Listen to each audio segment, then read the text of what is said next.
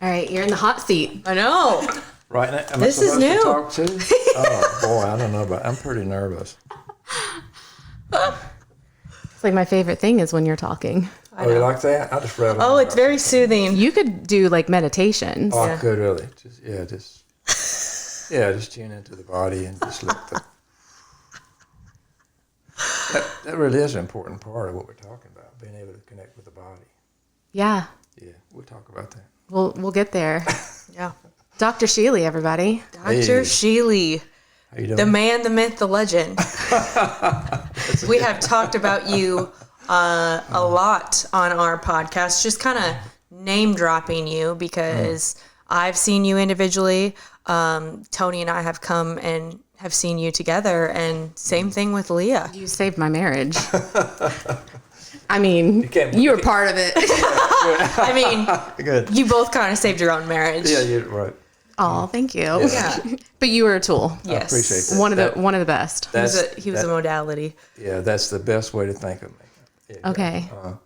And that's true for whether we're talking about psychedelics or preparation, integration, whatever. Yeah, I'm a tool. I love that. So how would you introduce yourself? Well, I guess I would, just start with the credential part, like everybody generally does. And, I have a PhD in clinical psychology, and I got that at University of South Florida in Tampa, and been doing therapy of different varieties over these, 35 years or something like that. And what I find is that, since we're talking about this sort of clinical or professional development, in some ways, that's how I see relationships. That it starts out one place, and so here I am in graduate school, scared to death of everything, trying to be able to do some decent cognitive behavioral whatever, and then that just gets kind of old and dry. So then I move on to something else, and then I discover like mindfulness, and that's why like my website, BeMindful.org. So well, how'd you get that? So I got it back in the Stone Age, but that was enlivening for me. That's another piece about relationships. Because we can start out one place and we're all excited about this, that, or the other thing. And then heaven forbid we have our 2.3 kids, and now we need to get excited about something else. And so when they went from that, came up, my wife and I went away out of the country for 4 years, did Peace Corps in Southern Africa, about 2.5 years, that type of thing. Really? Yeah. That's important too. Yeah. To be able to, that transition after having about 23 years in Tampa and developing a growing practice, and I was, did the work I needed to do so I could train other therapists and continuing education programs and all that sort of stuff. So it would be like a nightmare for a financial manager person to say, so here you are now, and I was expanding and doing these workshops, blah, blah, blah, and explain to me what you're doing now. Well, we're getting rid of everything that won't fit in a friend's closet, and we're going away. Do you know where you're going? Well, we're going to start in Peru for a while. But that was... And the fact that my wife Jordan and I worked so together 24/7, basically living out of a suitcase for 4 years, and then Peace Corps was another thing. So opportunities to grow, but that's very different, you see, than we had back in Tampa. And so then we finish that up, come back to Louisville, and then I do some more mindfulness stuff, and then for whatever reason, psychedelics come in about 8 years ago or so. That's an interesting path, too, I guess you could say, because 16 years ago, when we first left the country for that 4-year sabbatical, we talk about it as, I had some very powerful ayahuasca experiences. We actually lived with what I would consider a very well-qualified shaman, Alonzo Del Rio, and we lived with him for a couple months. And this ties into another piece I'd like to spend a little time with. What was it that motivated me to work on trying to figure out, is there a way of helping, myself included, how do I integrate these experiences? What do I do with these experiences? Because those experiences, particularly there, very powerful, just a very clear dying experience, lying on the floor there and feel the coldness coming up my hands and feet and say, well, you're dying now. here's another piece. Why were those experiences important? Because I hear, and that is sort of like, am I watching it happen? There's nothing to do about it. And then I hear a voice, or what I think of as the higher voice. And it says, well, John, you can ask for help. And I say, hell no, I don't ask for help. And it's like, well, maybe so. And so then I open up, and then very clearly, it's like here are these figures standing around me. And it's not a clear face or clear faces, but it was very clear the ancestors have come. And so that would be very consistent with ayahuasca experiences and nature mysticism and all that. The spirits are still here, they're still with us, which I still work with all the time. And as I work with it more, it just seems more and more real. The spirits are here. Where else would they go? And are they limited to this thing or that thing? Where are they, and can we tap into them more? But that was very kind of light word. It was just extremely transformative in some ways, in the sense of saying, not only the purging, which was unbelievable, just, all sorts of purging, all sorts of things coming out. The shaman there would say, when he first saw me, he said, you have a lot of other people's stuff on you. Don't know how I got that, doing 25 years of therapy. Don't know where that stuff came from. Apologies. Maybe I stepped on something. But, yeah. But that the purging of that ayahuasca, very, very powerful. But I didn't know what to do with it. It's almost like having a psychedelic experience that's about taking a break, doing a gram or two of mushrooms and going to a concert. There's nothing wrong with that. It's just that it's not, the intention is not to go into as dark a place as we can go into. And so the ayahuasca experiences, the half a dozen or so I had during that period, it was definitely going into.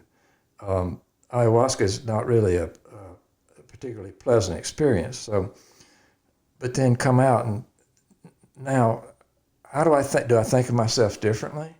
I've seen aspects of myself, and relative to relationships, particularly too.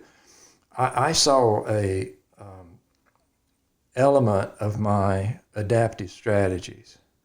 Growing up in my family, it was sort of like, I have 3 brothers, 4 years between us all, each of us.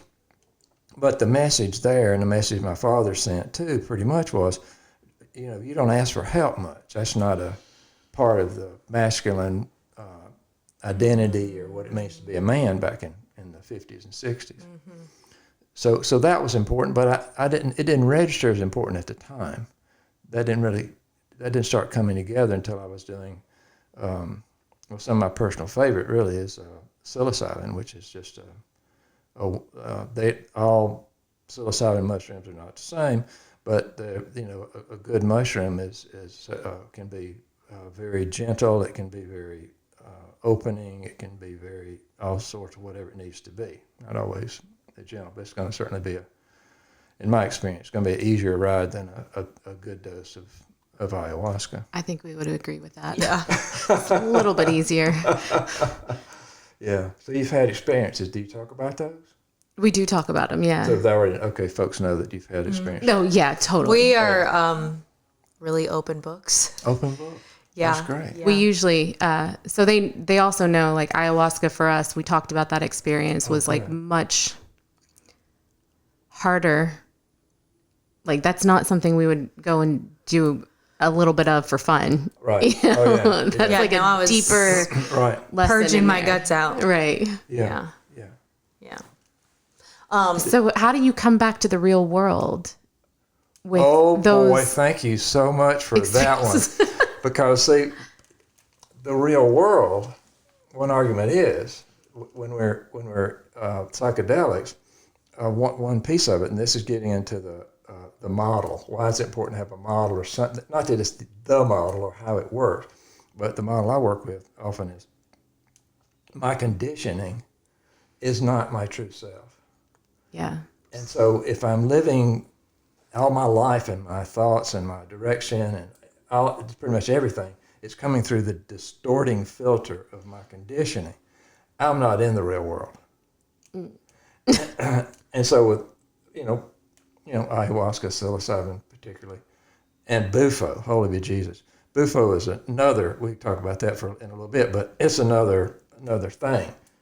I think of it as sort of a graduation ceremony after you've had some of these experiences. Oh, wow. And you know what to look for, and you can relax with letting go of completely of any kite string or anything tying you back to what you were talking about, consensual reality. Nobody's there. And it's like, well, I don't know what that is, but what I do with it, I say, this must be what it's like to die. There's just no body, there's no conditioning, there's no responsibility, there's no nothing. It's just, except it's everything. Oh, wow. No nothing except it's everything. Go back to this thing, true reality. See, to me, well, I mean, that's where were we before? Yeah. Like these easy questions. How old are you? Well, I don't know. And I said, let's just go back to the Big Bang. That's fine. There's nothing here that wasn't there. And the before, reality you're talking about. All of this is evolving over thousands and thousands and thousands. I have opposing thumbs. My grandfather didn't come up with opposing thumbs. My favorite place is to go back to when the first reptiles started to fly. Let's just start there. That's how old I am. But see, we go back to this silly place and say, no, it's actually whenever I came out into the world, the real world. Okay, real world, that's great. Except, you go back and you look at this egg and sperm thing and the capacity for this little tiny to construct this and the brain and new body every 7 years. That unbelievable miracle. It's like, so was this just a blank slate? It knew nothing at all? I mean, why wouldn't I have my thumbnail sticking out my nose? It doesn't make any sense. So you start to look at the true reality of it and some of these psychedelic experiences, in my mind, in my experiences, it will give you some glimpses. Yeah. Now, what do you do with those? Right. How is that helpful? Yeah. And a big part of it, and again back to the model and how psychedelics can be helpful, is there's a whole different perspective. Who am I? And you say, well, and then is there an ending to it? And that if we have if we look for these experiences, particularly if kind of cued into them, then it's like, and the model that I work with a lot is consciousness, awareness, and object. So they're always happening, awareness and object. So I can see the glass. I don't think I am the glass. I think that's when I'm going to have a little problem. But when I can see who I have been conditioned to believe myself to be, I can see that what I thought was I, me, or mine as a collection of its and objects. Holy smoly, man. And it's like, whoa, who am I really? And then it starts settling in. Well, I'm that which is watching the show. Awareness. And then you get with some of these folks, and this is some years ago, I forget the guy's name, but they used to have a little, like a journal about concerning the evolution of consciousness. So not only are we developing over time, opposing thumbs, all sorts of stuff, but our consciousness, our capacity is growing and evolving. Yeah. And of course we have tools that can facilitate that now that we didn't have even a handful of decades ago. I mean, there's all sorts of power that we can look at with computers and all sorts of different things. Of course, those can take us again. Let's go do 2 grams of mushrooms. Let's go to the concert. That's fine. There's nothing wrong with that. Just realize you're not going deep into the darkness and the confusion and the distortion of your conditioning. Is that necessary? Nothing's necessary. Ooh. And I tell people, they say, hey man, have you done powder cocaine? I've done powder cocaine about 12 times in my life, and that was close to 50 years ago. And when I was coming out and I was saying, how much, I can't sell my motorcycle, let's say get rid of my truck, because I'm just converting that into powder. There's something that went off that said, this stuff will take your soul, baby. And I'm saying, okay. Never mind. Never mind. I had a lighter experience of that in the past few years when I was smoking some cannabis flower every day for 2 years. And I realized this is harming my marriage, that this is harming my capacity to function in what you were referring to as the real world, all sorts of ways. And see, this is not what I was smoking 50 years ago. I mean, it's not like, the same. Oh, it's nowhere in the ballpark. So I'd go to my little shop and I'd have a toke, and then it's sort of like, oh, let's see, there was a house here somewhere. A house here somewhere. And see, that's not what we used to smoke back then. It really looked more like hay, really. Seeds all in it. It was awful. So what we have now is so powerful like that. And I work with folks, and this is a whole nother, I just keep throwing all these little sidebars as we get to them. I work with folks that have a smoke amount for them and their makeup and their attitude toward turning toward the discomfort versus turning away from it. And what seems to me is that their function to think is distorted now. So I'm not talking, this person may be 35 or 40. I'm not talking to someone who has a rational brain. The brain, it's like something's off here because they're not seeing the consequences of what's happening. Lost their job, they now basically live out in that shop, they play video games all day, and they have 2 kids and a wife. And what about that? Can't get away from it. So, I have some concern about that. Of course, the level of intensity of whatever folks are taking in is getting greater and greater. Yeah. And so this is my back to how would I describe myself. One of my favorite hobbies is being like an amateur anthropologist, because I look at this stuff. I mean, not have no training in it, but I look over what's happening over all these decades that I've been alive, and what's happening now is rather extreme. My father saw the battery-powered radio come in the house. I saw the black and white television come in the house. There was so much control around what could be shown, magazine-wise, otherwise. Then my first little computer, they had the big floppy disk you load up, virtually useless. But compared to now. Right. But the access, the average movie now, if I just plug into something, the level of violence is unbelievable, absolutely unbelievable. And people are so casual, they just kill people, and it's like bam, bam, bam, bam, bam, bam. And so and then, of course, there's the representation of women and sexuality and the distortion of that. And what seems to me to be the loss of the sense of sacredness. And back to couples again, we've lost the sacredness. And there's been, particularly with adolescents at this point, that I remember, honestly, I must have been 14 years old, and I found a Playboy somewhere, and I could actually see the pubic hair looking sideways on this woman, and I'm thinking, holy smokes, they're just showing anything now. So that's where it was. That's where it was. And then Hustler comes in, and Hustler brings more open, all this stuff. But compared to now, what the average 8-year-old can access for free, dial it up, man. What do you want to see? And then women being abused and love it and all this sort of stuff. So see, it's not unknown that there's power in the media. I mean, why are we spending $1,000 million at least in a presidential election? It's not about educating people. It doesn't seem to be. It seems to be more like the porn, like the violence. Get it up so that the dopamine rush is noticeable. So if we take the dopamine rush and we direct our resting state about right here somewhere, then you got to give me some pretty big shots here, or I'm not going to notice it. Yeah. And if you dull me down, like, what about reading a book? Reading a book, I've heard that term before. I don't know what that's about. But of course, reading a book impacts the brain in a very different way. You read a few words. The brain takes the words, it creates an image, and it has to follow. It's creating the storyline, or it's following the storyline.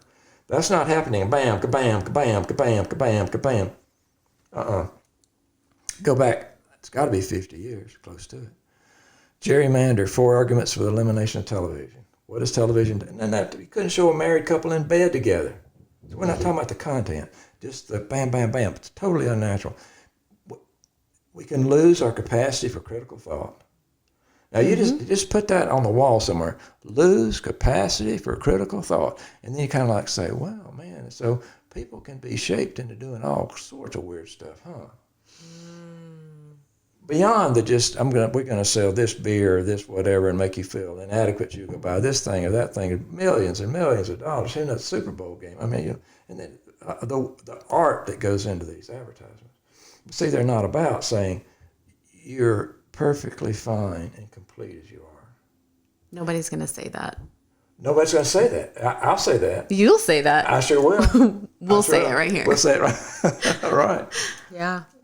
Even my stepdaughters, they've been talking to me about their 19 and 22 dating and how hard it is to date because they feel like, and it's probably, both men and women, but a lot of the men that they talk to, it's like, all right, you got one thing wrong with you or one thing I don't like, I'm not going to address it. On to the next, on to the next, on to the next. And so they find it very right here. Yeah, they find it very hard to like be in a relationship to like and connect with somebody because it's like, one thing goes wrong, you're out, new girl's in, and yeah, I feel for this generation.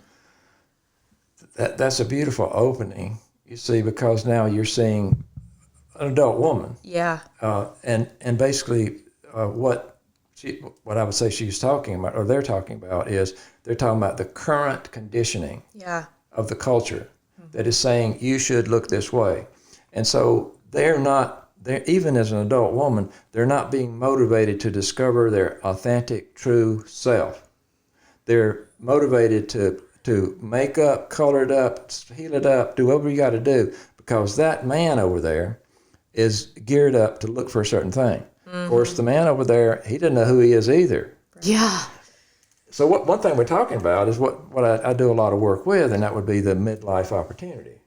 A lot of my folks come in, they're 45, 50 years old, and they say, I don't know who I am. I said, bingo, that's wonderful.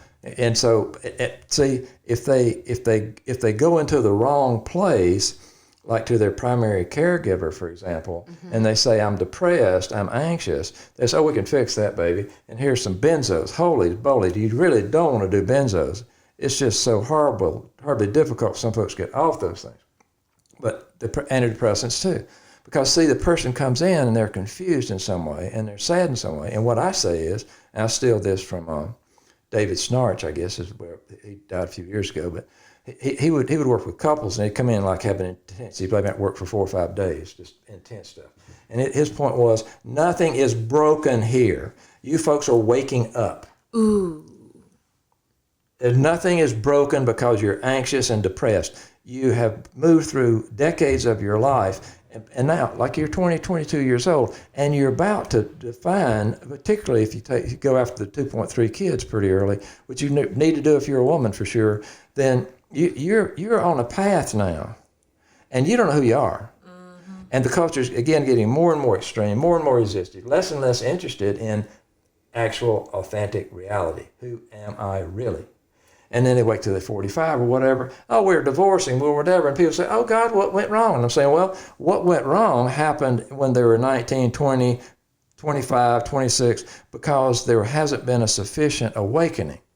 Somebody hadn't shaken them up. Somebody hadn't given them a good 5 grams of psilocybin with a good preparation, good integration, and saying, wow, I feel different. You are different. I'm seeing the world from a different perspective. Well, bingo, that's right. Your perspective before came out of your family of origin, which said, I don't know where you're going to go find a family that's not going to say, this is okay, this isn't. This is okay, this isn't. We don't do music here. We don't tell jokes here. You can't say this. You can't do this. You can't, blah, blah, blah, blah, blah. So we're restricted. Of course, back to the couples again. Oftentimes, since we are restricted in our sense of safety, sense of attunement, sense of being treated special, sense of being able to work with our emotions, somebody has our back, we find a complement to that. We find what we don't have, this person appears to have, and what they don't have, you appear to have. So now we got 1 and 1 equals 1/4. So we come together, and that's okay if you understand what you're doing. Right now, it's like going to the concert. Let's take 2 grams of mushrooms, go to the concert. That's fine. But understand what you're doing now. You're kind of answering needs that really fit into a developmental model. They're not something you're going to go fix right away, and heaven forbid, that other person can't fix them for you. Mm-hmm. Back to relationships again. So am I saying that it would be great to be in a relationship where there's a lot of growth and a lot of quote unquote conflict? Absolutely, because otherwise we're not going to be growing into our true actual self. You're not challenged. That's right. You're not challenged. And now, see, it's so difficult to get two people in the same page to understand things like, and they'll say things like, so I'm just telling you, let's go to your model. You talk a lot about being triggered, and she did this, and I went off, and I was acting like an 8-year-old, and blah, blah, blah, and all that. I don't like that. You're trying to say, is this supposed to be good for me or something? I'm going to say, well, yes, it is. It's not only good for you, I don't know what else is going to work. And if you have a relationship, committed relationship, and you trust each other over time,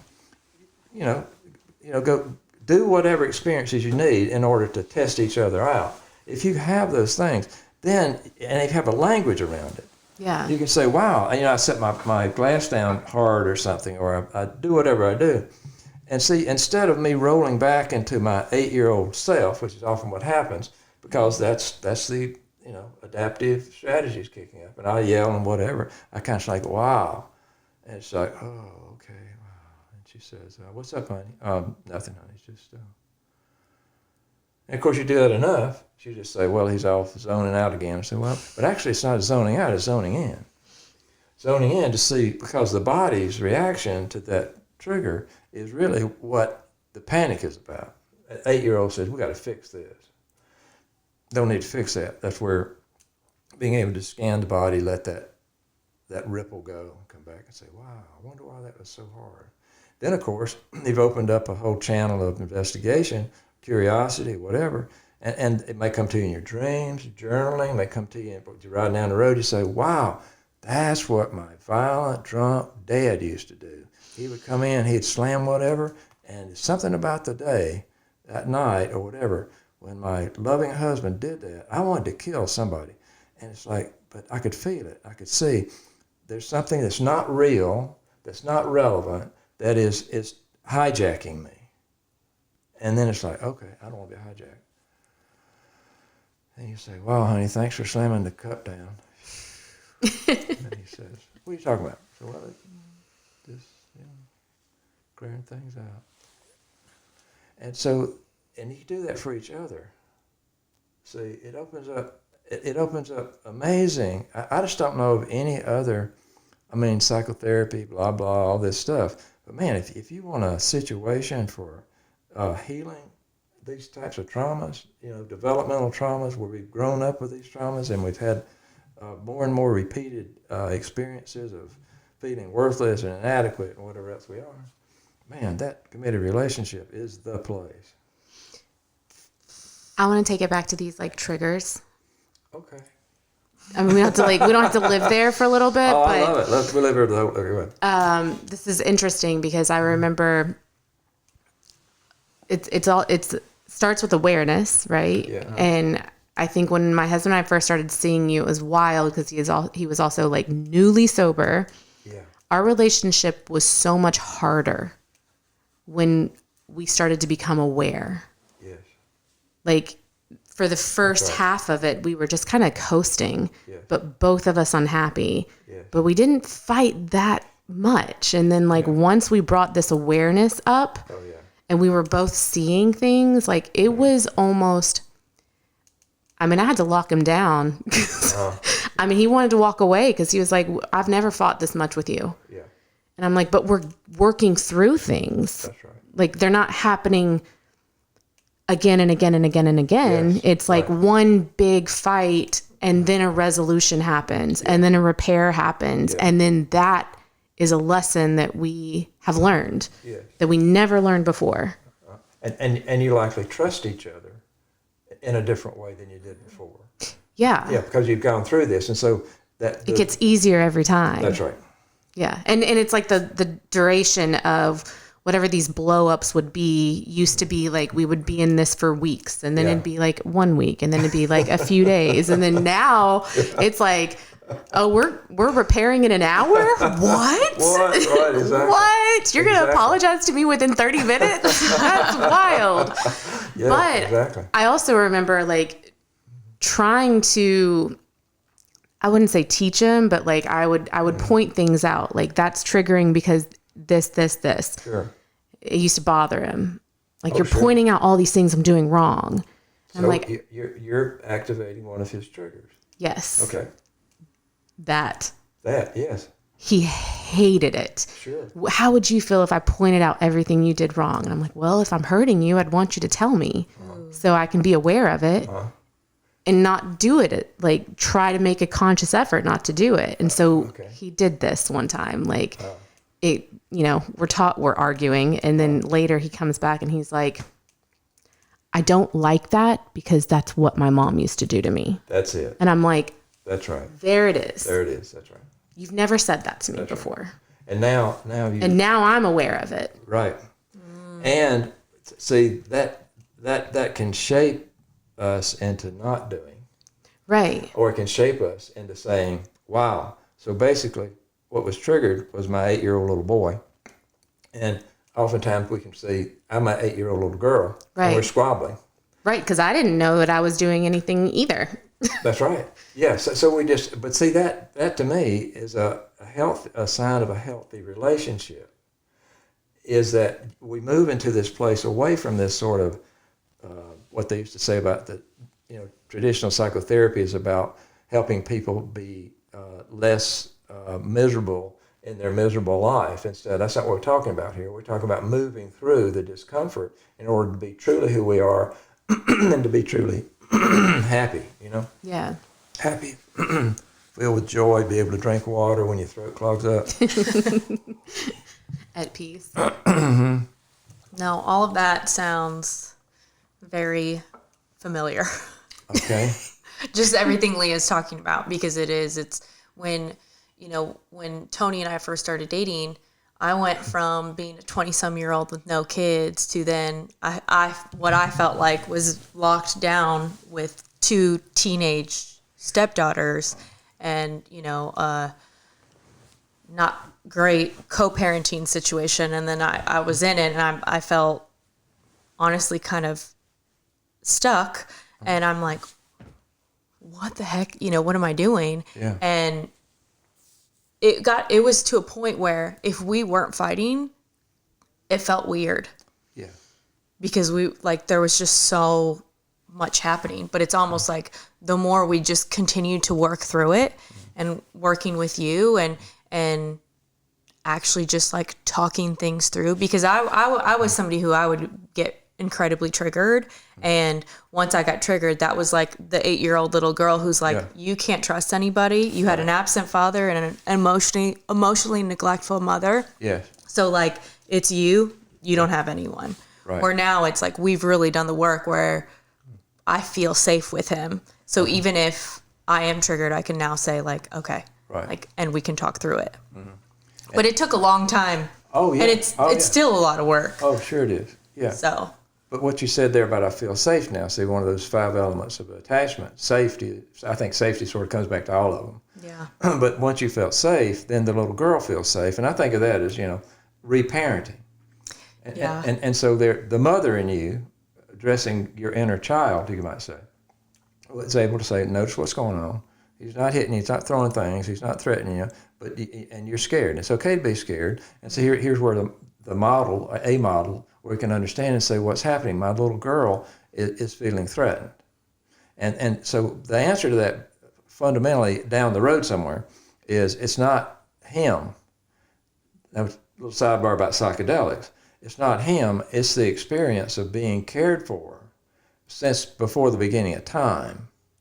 We don't have to go back that far, but we go back and realize, but again, if you look at it, ayahuasca experience, a good 5 grams of psilocybin experience, if we look at it and say, do I feel, is there, and that this is stealing this notion from the idea of a mystical experience. Mm-hmm. And so there's no fear here. There's no urgency here. There's really no hope. Nothing needs to change. And so if you really settle into it and you say, wow, this is interesting. And see, what I would say is, now this is real. This is real, undisturbed by all of this conditioning.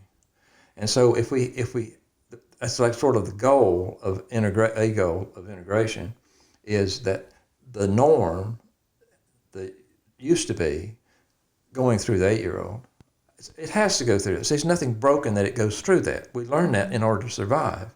We learn that in order to not be abandoned, because we're abandoned as little people, we're going to die. We're a very, very fragile species here. Mm-hmm. So we got to get it out of our head that something's broken. It's not. We're just using a tool that we don't need anymore. And so we step out of that. And again, it becomes, where's my higher self? Where's my higher parenting? Where's my mother, my father? That's all right here. But it's tied to, again, a mystical experience. I find when this falls away and my eyes are clear and I can see there's nothing wrong here. I don't need to defend anything. Mm-hmm. It's all wonderful. And again,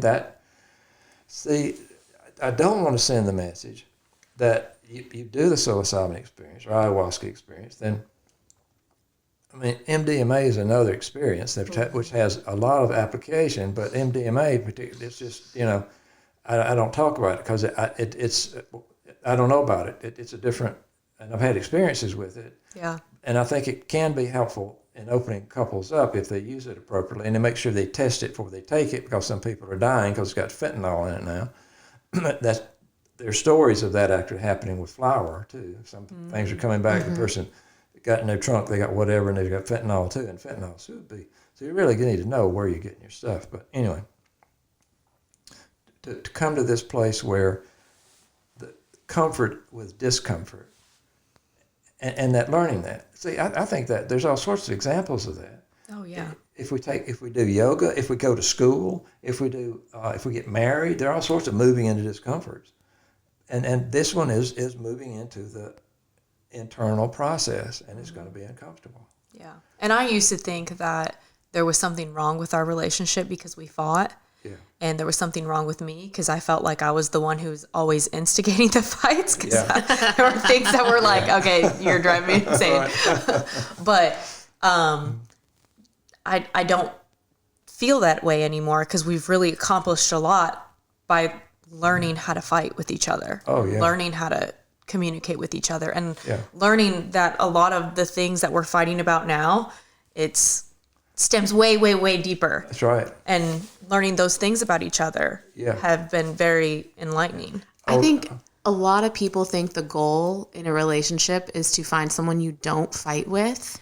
I was going to say that. And I think that's so, I don't even know that's basic. Well, and I know a teenager who her parents got divorced, and she would be like, you guys didn't ever fight. And she was correct, but that was kind of... If we're not fighting, the problem. You should be worried. Yeah, because... I reached a point in our relationship where I stopped fighting, because I was like, he's not hearing me. I'm done. I'm checked out. I reached this like very apathetic state, and he thought things were great. Yeah. It's like, this is great. When you say he, it's another thing I work with, like this little piece of neurolinguistic programming. When you say he, what you're really describing there is his conditioning. Yeah. That's not him. Back to what's real again. So basically, his little boy is being activated, and he's responding from the little boy.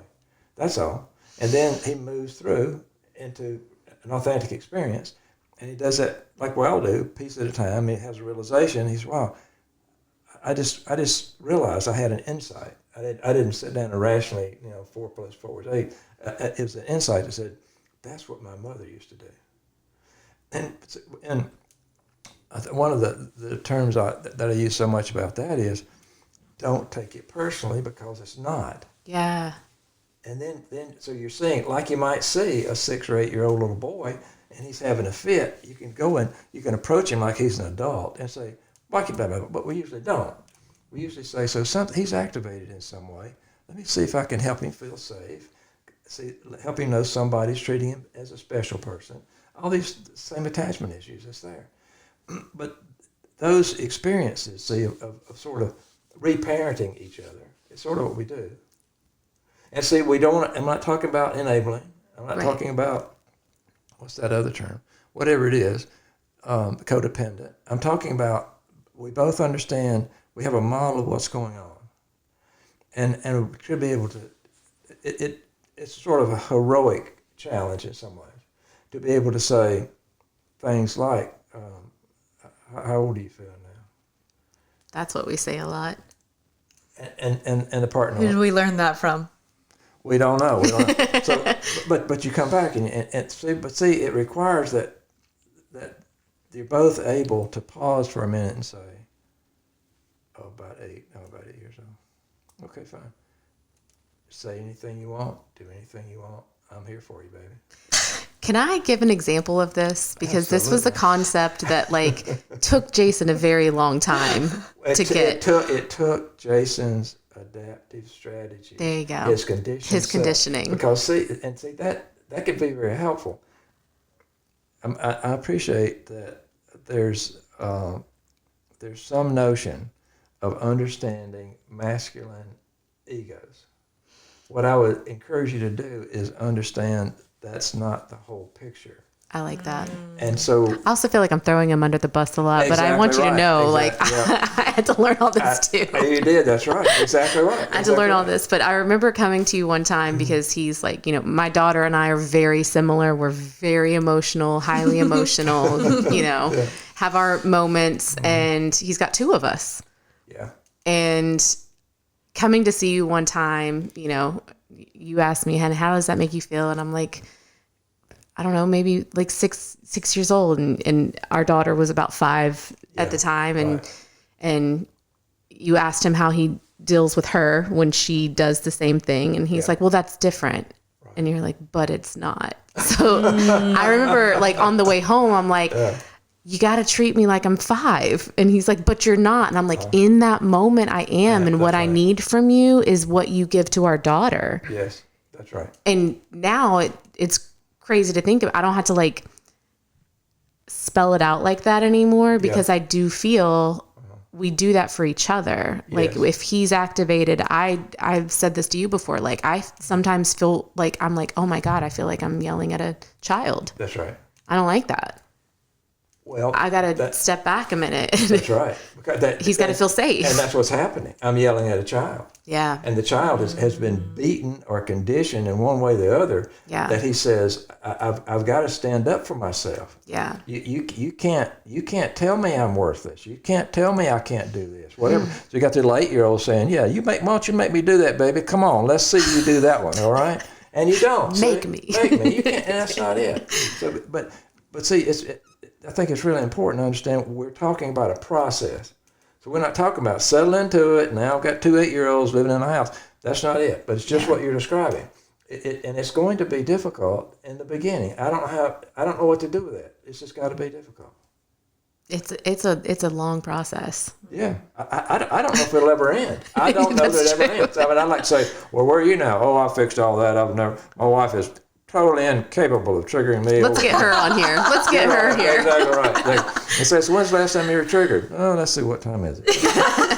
This morning. What it like you're saying about, or said a minute ago about, these are 2 weeks, there's a 1 week, there's a 1 day, and now it's just watch it like, whoa, okay, write that down. Whoa, write that down. I like that. Yeah, but I mean, that's like, a good solid 20 years of pretty dedicated meditation practice, 10-day, 20-day, 30-day meditation practice, into the place of saying, notice what's going on, no conversation, no eye contact, get up at 4:30, blah, blah, blah. Now what's happening? And you sit there and you just, all this stuff comes, you say, well, this is in me somewhere. It's got to be in me, nothing else is happening. And then... It's always in you. It's always in you. Oh. Thank you.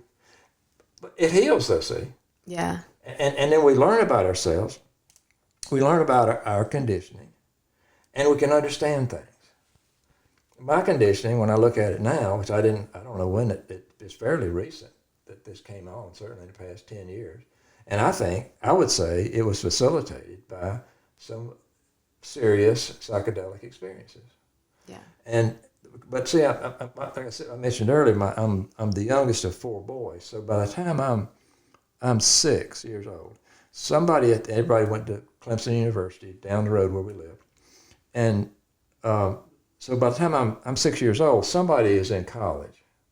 So they're having conversations. And then he leaves, the next person's in college, and the next person's in college. So I am fundamentally the stupidest person at the table who cannot interact at that level at all. So the conditioning around that was, I honestly could not imagine myself ever owning a home or ever going to college. And then I was involved with the union there. I worked at a telephone company for 12 years before I was a cable repairman, outside, climbing telephone poles, all that good stuff. Because some of that matched with my father. He was an outside person. He didn't do that telephone climbing pole stuff.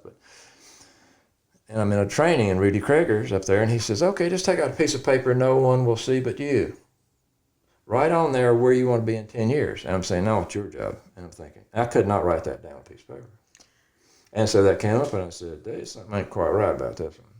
So after that week of training there, whatever, I said, well, I'll go to school part-time and get my undergrad degree in about 8 years. As it turned out, in 10 years, I was a licensed clinical psychologist. What? And see, some of that was a realization of saying, wait a minute. And as soon as I went into the little junior college to take my remedial math class so I could start taking real classes, see, it was like a whole world opened up. And then I'm an older student. I'm 30 at the time. And so the teachers, professors, probably teachers at that place, responded very well. And so there's the sense of safety, the sense of attunement, the sense of being treated special. All these things were right there. And so then the school I remember there's a library probably about as big as this room at that little college place. And I walked in there and I said, holy smokes, man. And I grew up around books all the time. But there was something about that experience. See, it's interesting to me to go back and say, what changed there? And this whole section is about whatever it's about. Of course, the real university you went and say this whole floor is about this. But, and then undergrad was there, essentially finished 2 years, 3 years into 24 credits a semester, all this sort of stuff. Because I could, and because I was motivated, and because I was brought alive in that transition. Ooh. So if we're not brought alive in these transitions, I don't know how much time we're going to spend there, because that was a pretty hard road. Then I showed up in graduate school and looked around the table with the 12 of us there, I think, and I realized I am not the brightest bulb on the tree, buddy. And I was like, whoa, this is going to be something else. So there's pretty small puppies in there, and whatever it was. But then come out of that, did 4 years in worked for my major professor in HMO sweatshop, all of those things, but those experiences of finding what brings us alive is so important. A lot of people find that with their children. They really can. It's such a miracle to have a child. It really is. But then, of course, being a man, my wife at the time she said that was a pretty difficult time. I was kind of sitting out there, trying to go find a place to smoke a cigarette, which I did for about 2 years, But and she's in there having birth and all this kind of stuff. But it's a miracle. And the birth of my daughter when I was almost 19 saved my life. I have no doubt about that. Aww. I was doing some horrible things as far as craziness. Going to Atlanta, buying a pound of trash weed for about $100, bringing it back. Crazy stuff. But anyway. That good weed. That good weed. That was good weed back then, right? But it's that, and when I look back at that, I'm saying, I'm trying to find a place. I'm trying to find an identity that I didn't have in my family. All the spaces are taken up. So I'm going to be the rebel. And I think I did a good B- job of being a rebel. But see, it wasn't about me at all. And I look back, like even today, on the ride over here, I thought about Mr. Prather. Mr. Prather was someone who lived next to where I lived with my grandparents at the time. I was probably 5 or 6 years old. And he would take some of us with him. He went around into what we would call back then the African-American or black neighborhoods. And I remember asking him, what do they like to be called? And he said, they don't like to be called anything. And say, I feel that right now, see. I was a 5-year-old little boy. And so we can go back and revisit some of these powerful moments that we've had in our life. I think the advantage of that is that we're sort of strengthening our identity. Who am I? And how did I get to be here? And some of these conditionings are really negative and harmful. And some of them are very positive and helpful. And how did that shape me? Attitude toward race, going to Peace Corps and going being the only white people in the neighborhood and on the bus and all this. Was that it? Did Mr. Prather plant a seed? Was there a seed planted when I was 18 and did LSD? Where are the seeds? Where are the helpful seeds? Because if I don't want to encourage and support the unhealthy, but there's a lot of positive stuff back there. Drink water on that one, huh? It's like, raise a glass to that. Yeah, no. My stepdaughter has recently moved in with us, and over like the last 4 or 5 weeks, we've been having just a lot of conversations about repressed memories that she has had. Yeah. And these conversations have been incredibly hard, but I see them as a really good thing because there has been an increasing level of awareness. And so there are things that she'll say and she'll be like, oh, that happened. And, oh gosh, I realize I do that too. And I don't really like that about myself. And, the reason why I do this and this and this is because I got pressured to do this, this, and this, but it's not really me. And not really me. That's right. But I love it because I never had those conversations with anyone at that age. That's right. So I do think it's a good thing because I'm like, that's awesome. Like, I was having those conversations at 30. Right. Right. And I was like, oh my gosh, I feel like I'm losing it and I'm, don't know what to do. Mushrooms definitely saved my life. But I feel like she's in ways she's getting a head start. Oh, absolutely. Because she's has that. No doubt. See, that's back to my amateur anthropology person. See, my father grew up in a multi-generational household. Mm-hmm. And see what happens there, it's sort of like what we see in Swaziland when we were in Peace Corps. It's like, oh, look at that child with the mother. And you say, well, why would you think that's her mother? Well, she's nursing. Not necessarily her mother. That could be her sister or aunt, a visitor from across the street. But that baby is not going to be, toddler is not going to be far away from somebody that's going to pick him or her up and hug her, nourish her, and support her. It's all about that. Mm-hmm. And now, you see, again, a handful of decades, we moved to a place where the normal, for Americans at least, the norm is to live in bubbles. So I don't have a Mr. Prather next door. Yeah. I don't have my Dande, who is my Dande and Bamba, that's official names for my grandparents that I grew up with. I don't have that. See, and so I, grew up like a lot of people do. My parents are burning out, frustrated, raising teenagers, all this sort of stuff. So they don't have opportunity for that. Mm-hmm. And I didn't have a constant grandparent figure. But in the quote unquote old days, and even this is true even now in some cultures, I noticed some of the folks from Southeast Asia come, and it's norm. The grandparents will be living in the house. They are taking care of the child because somebody says, these people that are having a babies, they ain't really kind of tuned in to be able to raise babies so much. So we'll help them with that. Yeah. Now it's like a miracle if that happens. Yeah. In some places, of course, we got other cultures that has a lot of focus on the children. Yeah. And just to talk about the shift in cultures, I was in Atlanta Airport actually Monday, and Atlanta is a home of a different culture. And so in the airport, the people, I wish it's melanic. I'm trying to get the right word. There's a better word than black or skin. Melanin? Melanin? Melanin. I think that's it. They're there. But we're there. They have like honestly, it's the best meal I've ever had in a restaurant. That's kebabs. Anyway, it's a nice place. And so I'm watching these folks interact. And they're joking all the time. and they're kind of egging each other on all the time, and they are so present with each other. They're present when they come up.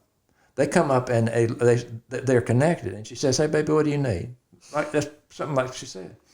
And there's just a sense of warmth there, and a sense of community in that restaurant, and in the airport period.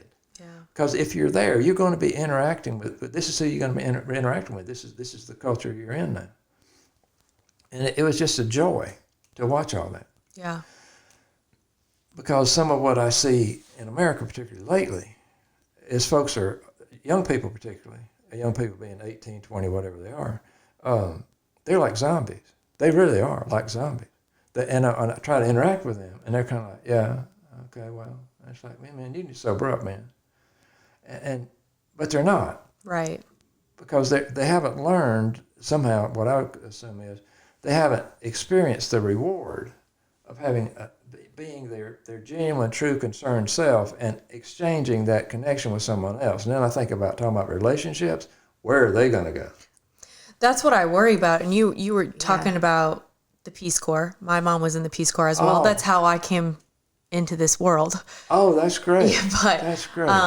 But I got separated from my Marshallese side of the family. Yeah. And it was the grandma lives with you, grandpa lives with you, cousins, aunts, uncles. Right. The village. You have a village. You have a village. Now, it's gotten more Americanized, and so they've strayed away from their own culture.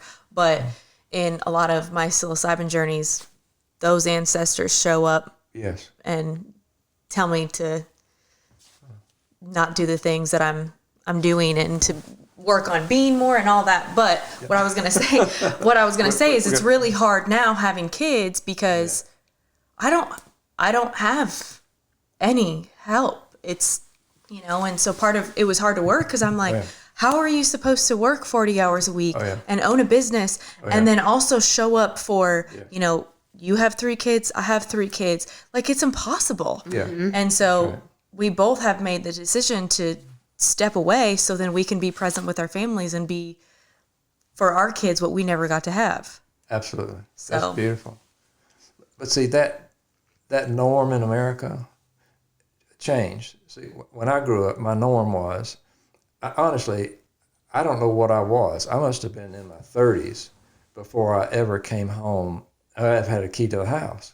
We don't lock the house, and my mother's always there. She's always there. And then when I go riding on my bicycle and ride down the little roads out here, if I fall off and hurt myself, I'm going to just walk to the door that's there somewhere, and the woman's going to say, do whatever she needs to do to get me help, if I need help, whatever. So, and my mother knows that. See, we've been conditioned so much now. One thing about COVID for us was a surprise. We have kids living in our neighborhood we'd never seen before. Oh my gosh. It's like, holy smokes, man, they're out riding bicycles. Honey, do you know where these kids are? Well, I think that's like a third house up. Why we don't see them? They don't play. Why aren't they playing? They're not playing now. They're not playing now. And it's like, how do you learn? And now we're back to nature mysticism, like ayahuasca is grounded in. How can we be so separated from nature and expect that to not have some harm to us? It's amazing. What you said about the piece of you got the message of what you need to do is change. So I'm down. This is my 2-year experience. What I'd say was, it was very helpful for about 6 months, and then I had about 18 months I was addicted to cannabis flower. So I'm down doing an ayahuasca experience, and just plain as day, man. And in that language of ayahuasca, Mother Ayahuasca, what I would say is my new mother. My mother says, John, you got to stop smoking dope. And I said, that's what we used to call it back in the 60s. And it wasn't like I'm saying, oh, you do it. It's like, that's right. And so I came home and I had a collection like people have wine collections. And I take out my collection of flour and my pipes and all the other stuff, and I take it over and give it away. It's like I'm not. Wow. I'm not going to throw it away. I think it has potential too of being a sacred healing medicine. Mm-hmm. It's just you got to be careful with it. Is all I'd say about it. I don't think you're going to have to worry about that with ayahuasca, and I don't think you're going to we got, I've got, microdosing is a wonderful, microdosing, let's talk about this little sidebar here. Yeah. Microdosing for me, I've just had some folks that have been on antidepressants since God was a small girl, and they start microdosing, and the antidepressants, the pharmaceuticals fall away, and they don't need to come back. Mm-hmm. And I'm saying somebody needs to know this. You need to know you can do like 0.1, 0.2 grams of 3 or 4 days a week, and holy smokes, man, that talk about a good thing to do. Yeah, we have a lot of people who are like, I've been on antidepressants for 20 years and I'm scared to come off. And lots of people are like, they don't realize they're addicted, but they're definitely like dependent on it. Oh yeah, absolutely. And they realize that they're like, I don't know if I could live life without it. Oh, well, and here's what's crazy is so many people are dependent on it. Like that's just our norm is to like pharmaceuticals to take a pill for something.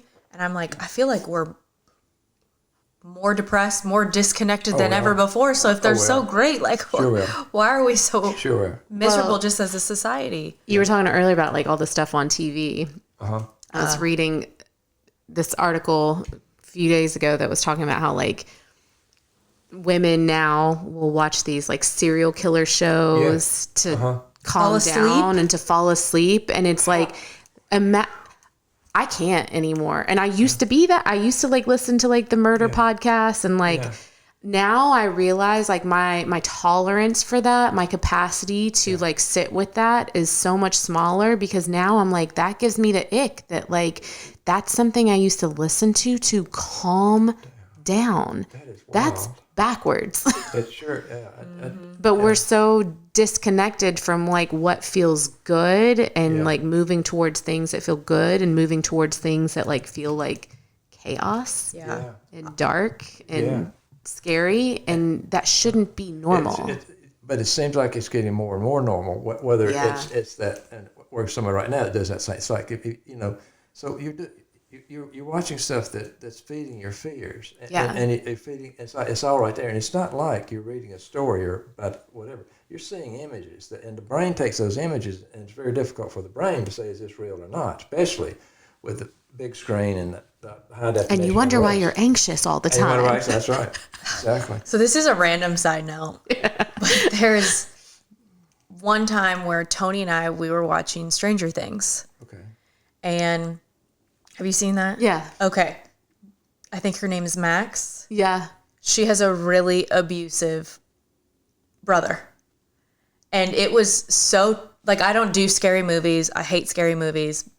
But wasn't expecting it. But watching that, I got very triggered because I had an older sibling who was abusive to me. Yes. And I started crying. Yeah. And Tony's like laughed at me. He's like, why are you crying? Like, it's just a show. It's just a show. It's just a show. Right. Well, we got into like a pretty big fight about it. But the good thing about having that conversation was he realized like why I was crying and why it was so triggering and why it was very hard for me to watch. But no, you're right. Like it's like I'm very sensitive to things now. I will watch Game of Thrones though. Okay. Yeah. I don't know what it is. Everybody gets their head chopped off again. Everybody gets their head chopped off. It's like medieval times. I don't know why that's the only exception of mine, but it is. Yeah. But I want to go back to what you're saying about your learning that the things that used to calm you down or excite you or whatever, those things are changing now. And that's a very big piece too that can be difficult for folks who are in a whatever the norm that they established in their relationship in the past 5, 15, 25 years, whatever. Yeah. They come up and say, that's not doing it for me now. And see, then the partner says, we've done this for blah, blah, blah, blah, blah. And say, well, I don't care if we've done it since before I was born. I'm just telling you now that my sensitivity is different. I think some of that is we're seeing the real world differently. Yeah. And what's really, one of the things that's really important there is we're learning what nurtures us and what kicks us in the jaw or some more sensitive areas. It's like, why would I do that? And then you start to notice that, like, because awareness is continuing to grow. And you go out and take a walk, like, the area you're just talking about, that's right at you live in it pretty much. Go there and spend a couple hours. And not only the research suggests that your immune function goes up for maybe 2 or 3 days just from that, but that in your mind, the rabbit's got to run some, and now that the calm is starting to come back. Yoga, meditation, all sorts of different things. That moving into silence, different types of music, all sorts of stuff. But it's like we've shifted away. There's been a shifting away from avoidance into moving into and releasing. Yeah. Numbing and avoiding and running. Yeah. So what are your favorite tools? Because I can honestly say that awareness for me didn't happen overnight or naturally. I think the first time I did mushrooms kind of opened up this level of awareness that I'd never had before. Yeah. And it's just grown from that first experience several years ago. Yeah. How can people get there without psilocybin? Or do you feel like, what do you think is the best tool? Well, see, I would take your question as what is a reliable, what would be my suggestion for preparation? Yeah. And the preparation would be for turning toward discomfort.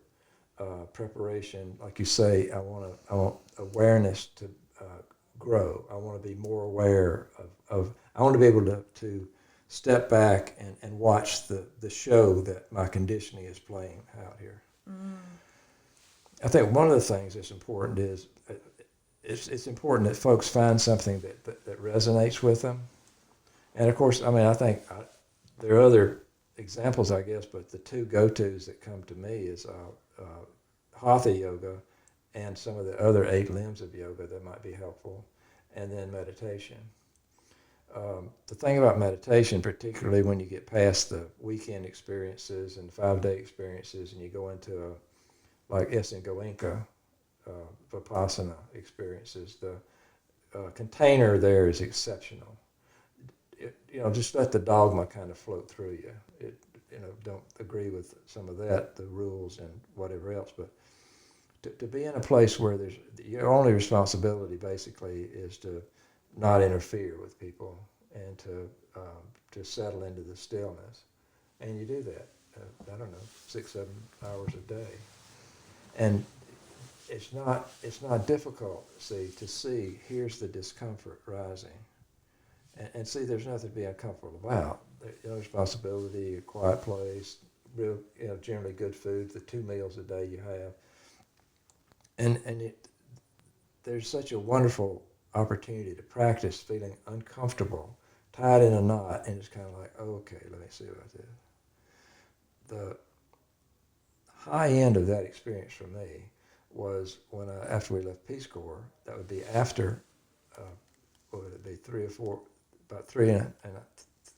or 4 years after ayahuasca experience. I'm not sure how that feeds into it, but I suspect it might. I'm doing a 20-day retreat in Thailand, and there's a time there. I can't relax or focus because the 4 years in Peace Corps, there's a lot of meditation going on, but because Peace Corps, you don't have to do much. We got involved in different, bringing money in and sewing machines, all kind of stuff, but then and I had a very difficult time for the first 7 days, and that's just to concentrate on the breath right here, 7 days, come back, get your mind somewhat settled, and then you shift into a body scan. That's what, I think that's what MBSR is based around, body scan, move up your body, down your body. As soon as we shifted into that, then there was just a profound stillness that came in. So after a few days of that, then there was just a time when what they would describe as the individual energy, the kalapas vibrating in the body. And so that came on, and I'm just sitting there thinking, wow, so there's no pain here. There's just vibrating energy. And of course the idea is that that's essentially true. The vibrating energy, the vibrating energy all around us. And if we can, that's like to me, it's like a high-end experience of looking beyond the conditioning, even beyond the conditioning of the body, to move away from things that are uncomfortable, relax into them. And to a degree, this is how mindfulness-based stress reduction programs, John Kabat-Zinn stuff, would work with someone who's in chronic pain. What do? Look at it. And folks say, I don't think I understood you. Oh, look at it. Notice what it is. Notice your resistance to it. Notice your labeling to it. Notice your body tightening up around it. And so I sat there for at least 4 hours. Folks would get up, sit for an hour, get up, they walk around for 15 minutes, come back again. And I have a column of probably 15 or so monks. They're in their orange. They're over here. And when you get to these higher level meditation experiences, the room will be full of people. They're not moving. It's just, it could be, in that situation, there would probably 100 people there. And it's just dead still. And so you sit with that dead still, and you move into that, and then you just experience. Then the mind says, well, do you need to get up? I don't think so. And then there's another hour, and you think, good, get up? Not really. And then, of course, then they strike a little thing for our snack. And the snack in Thailand, it's like, holy smokes, man. So I said, I got to get up for this one. So up we go. And then for a couple of days, there's still that experience, sort of like, in some ways, similar to a psychedelic experience. But it's seeing very differently. And it's also, it's like a training course in objectifying experiences in the body, watching the working of the mind, and come back to awareness, non-reactive awareness. So, I don't know how serious someone would need to get with that, but I think any amount that you do, and I don't know why I was drawn into that, so that it made sense to me. Right. But we need to find something that makes sense to us, that is about being quiet and being in the body. And yoga, hatha piece of yoga, is very helpful in the sense that, you start moving and you say, well, my arm can't move past this. And you just relax into the discomfort. Be loving and compassionate and gentle. And you notice you got all kind of movement you didn't have before, similar to this. And you learn to not be so reactive to the first sign of discomfort that rises. That's probably way more than you wanted to know about that. I'm interested. Jason's much better at meditating than I am. Sometimes I'm like, you're a little too calm. Yeah. So see, okay. So you're, what's that? Thich Nhat Hanh, I think, said that we in the West have very limited capacity for peace. Oh. And I think a lot of people, when we talk about meditation, they're like, I can't do it. I can't quiet my mind. But it's like was me. The practice of it. Like, but of course you can. I thought I had to be perfect. And I'm like, I have ADHD mind. So it's like squirrel, flower outside, So, and see, if we work with that, what you said before, see, who you truly are is not striving toward perfection. One of your strong conditioned pieces is you got to be perfect. Mm-hmm. And see, when you talk about the 22 and 21-year-old women here, got to be perfect. And see, but that's the culture is going to bring that on too. Yeah. So somehow we've got to break that bubble. But the question is, how do you know you can't meditate? And then how do you know you weren't meditating? I was meditating. I think it's a practice. That's right. You were meditating. That's right. Yeah. But it's like you said you couldn't meditate. Well, I used to think that. You used to think that. Yeah. Gotcha. So I used to be like, I can't do that. I can't focus for more, focus on, or not just my mind be blank. And I'm like, well, that's kind of the point is just practice. Notice your thoughts and notice them and be like, oh, hey, okay, you did notice that squirrel and that flower over there. Okay. All right, that's great. What advice would you give to so let's say my stepdaughters who are in this world where social media and movies and there's just so much busyness and it's really hard to date and it's really hard to kind of really find out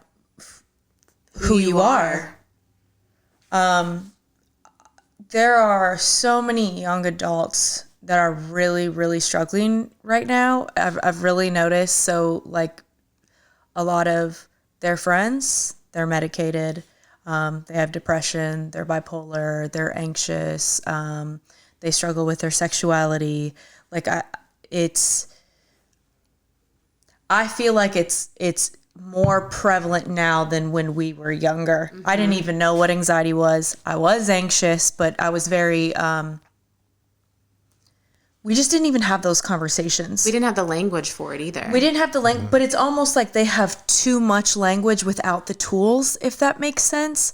So like a lot of them, they identify with like, well, I'm depressed and I'm anxious and I'm this and non-binary and, you know, all of the things, but they're all struggling, all of them.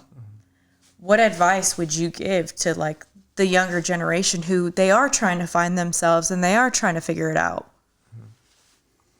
Yeah, there are a lot of major points in what you just said, and one of them was they're trying to find an identity.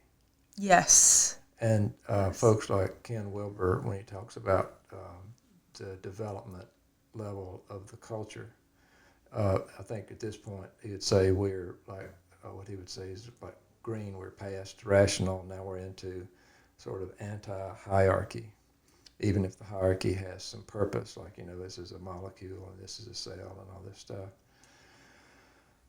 When you go back to what's a healthy upbringing,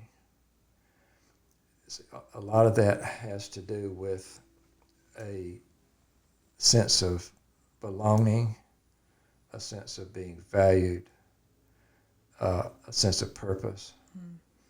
And I use a story most often. I think of my father being probably 6, maybe 8, but he would carve a slingshot for himself. And he would bring a rabbit into the house, and they'd cook the rabbit. And his mother would say, "We need to thank Edwin for this. He killed the rabbit." So he's a little boy there, see.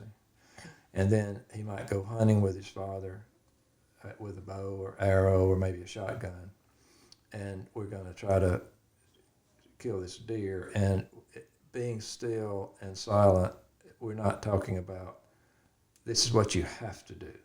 And if you're able to do that, then we're going to have, 50, 60 pounds of good meat to eat this winter. If you don't, then Father here is going to be very clear with you. This is not what you can do. Not because you're insulting me, not because I want you to be a different way, it's because you're threatening the health and survival of our pack, our clan here. And so even as a small child, we see it in Swaziland, you see little children carrying maybe a gallon of water, and they're walking up from the creek. And they, see, that was something that mattered. See, they had a role, they had a purpose. And so what's happened here, again, back to the amateur anthropology piece, is, and this is stealing from back in the 80s, mid-80s or so, there was a strong men's movement, it was called. Robert Bly, Sam Keen, these folks. And what Robert Bly would say is there was a collapse with the Industrial Revolution. And what he would say is that the fathers are no longer feeding their sons. That there's a feeding that happens in that experience of saying, what are we doing now? We're being absolutely still and quiet because the deer has to come within 50 feet of us. And we're planting the corn this deep, not this deep, because crows will get it or it'll rot. This is not a game we're playing. And it changed, it became, and the father, you see, he's doing things too that make sense. Buying some more milk cows, plant 10 acres of tomatoes, whatever it is. See, it's all right in nature, working, functioning. And he's on his own a lot, like farmers often were back then. And so now the male figure, which in my rearing, that would be my father, but of course he didn't go into a factory. He was like a self-taught not self-taught so much, but unlicensed civil engineer, which you could do a lot with in those early days. And his last probably 20 years of his job, he'd have a shotgun in his car, and if he came up on a covey of quail, he'd get out and hunt for a while. And that was I got some beautiful stories from people that worked with him, just how wonderful he was. He said, we got to go get somewhere, and there's some kind of urgency. Well, there's a dozen quail just jumped up, and game over, man, let's go do this. And he would tell me, he told me as a young man, I don't even know what job I was working. I might have been when I was still working a construction job. He said, you really don't do anything you don't like to do. He said, I had 3 sons, and I quit a job with no idea of where I was going to get another one. It didn't matter. I know I was going to get something, and you always will. You get along with people, you don't mind work. Don't worry about it. Don't stay in some place like that. So I remember that. I was a teenager at the time. I still remember. That's a beautiful lesson.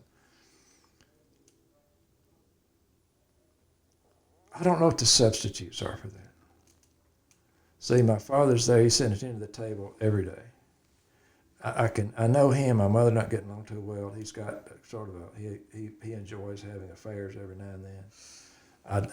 It was a delight watching him be late 70s and taking him to get some kind of procedure or test, and watch him interact with the nurses. They like him and he liked them. They lined up, so just have a beautiful time. But Mama didn't like that much. No, yeah, I would assume not. But it's that there's also, there were clear messages. What does it mean to be a man here? And so, not that it's a definition of what a man means. I'm talking within the culture. What does it mean to be a man? And say, so John, what are you up to? Well, I work for a telephone company. What does that mean? Well, I climb telephone poles and blah blah blah. I get kind of a top craft job, unionized, and a lot of sort of the good and bad of masculinity is represented there. But not like now, which I'm a psychologist. Most psychologists, psychotherapists particularly, are going to be female. Of course, I learned that having little of my father's inclination. You look around and say, man, if I'm taking a psychology class, there are some beautiful women in these classes. There are not so many guys, So well, that sounds, well, I can tolerate this, So all of that, see, and then having the validation that this is an okay path. It's okay to walk away from a 20-year psychotherapy practice and go off in the world for a while. It doesn't make any difference. You come back and do something else. Mm-hmm. Don't be afraid of that. Mm-hmm. And there are folks like back to the men's movement that they're in developmental psychology, which is not, I haven't had much of that, but you look and say, what does this 6-year-old need?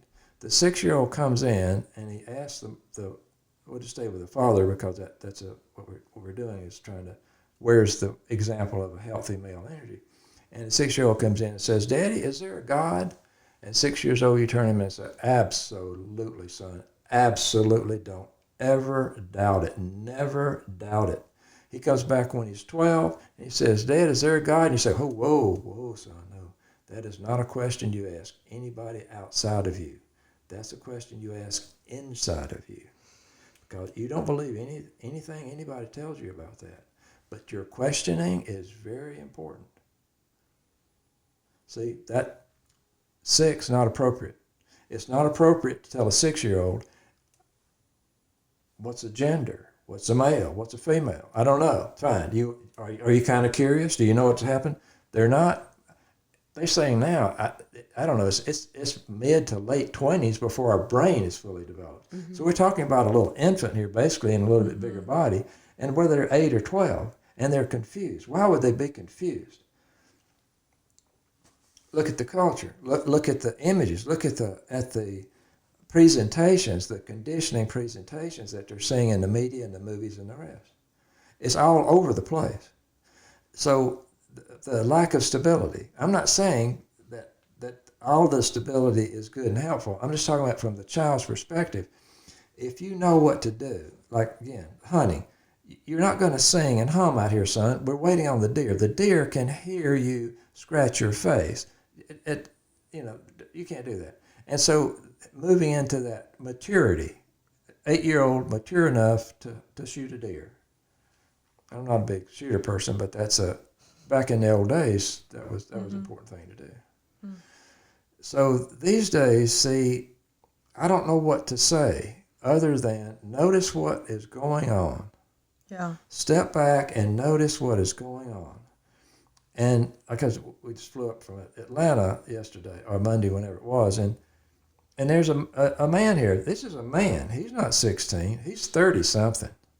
And a little hour, 10-minute flight. He never takes his mind, his eyes off that phone. He is there lost. That's when I see a lot of the culture, I guess, of people who have sufficient resource to fly in a plane, period, and I think they have some type of basic education. And we're coming back from British Columbia, I think, and there's a woman here, and she has a small child. The child couldn't be over 4. And so she's on her phone, and he goes, Mommy, what? What do you want to watch? And he says, I don't want to watch anything. Well, that's what we have to do here. That's all we have here is the movie. What do you want to watch? Here, pick it out. Go back in. And I'm thinking, see, if she had Mother Ayahuasca or somebody to say, you need to pay attention to what you're doing. You've got a 3-year-old boy that says, Mommy, are you there for me? And you saying, no, I'm not, son. I've got some stuff to keep up with here on my social media page. Because social media, again, man, we talk about something geared up for the bam, bam, bam. Wow, 14 seconds, 15 seconds, 50 seconds. Unbelievable, you see. Yeah. Again, it's getting higher and higher. It goes from the 3 networks, black and white, no married couple in the bed together. Now it is extreme. And so it would be like, again, I'd say, folks say something about they've never enjoyed a drug. I say, you ever done powder cocaine? Because, I mean, people that don't like that, there's something wrong with them. But you need to appreciate that will take your soul. I think you're safer with powder cocaine than you are in letting yourself be conditioned without any interference on your higher self part.